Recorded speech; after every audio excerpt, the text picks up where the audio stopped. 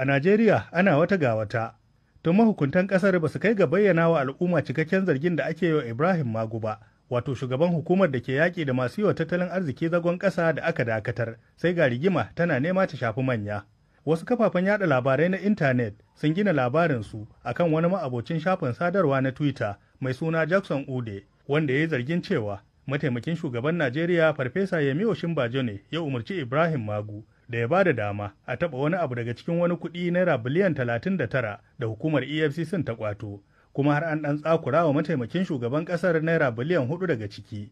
Sai dai ofishin mataimakin shugaban Najeriya ya ce babu yadda za a yi Farfesa Yemi Osinbajo ya yi irin wannan karantar. Alhaji Abdulrahman Baffayola mai taimakawa shugaban ƙasa ne da ke aiki a ofishin mataimakin shugaban Najeriya. Wannan magana da aka fito da ita raɗe-raɗi ne ba gaskiya ba ne ba, ƙarya ce kawai da ƙage wanda an yi ne kuma don a ɓata sunan shi mataimakin shugaban ƙasa, wanda kuma zargi ne kawai na wasu mutane waɗanda aka ɗauki haya su don su ɓata sunan shi. Na baya ma da aka yi bai tasiri ba, wannan ma kuma ba zai tasiri ba in sha Allahu rabbi.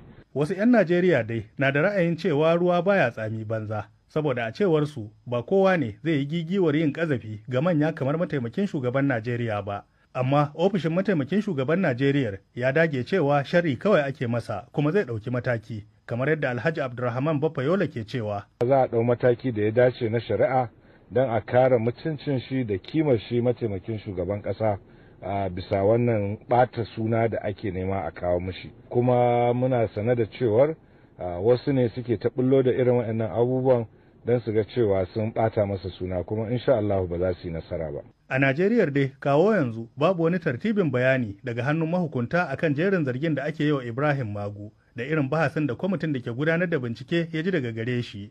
Kuma wannan ne a cewar masu lura da al'amura ke buɗe ƙofa ga wasu 'yan Najeriya wajen yin shaci faɗi da raɗe-raɗi game da lamarin.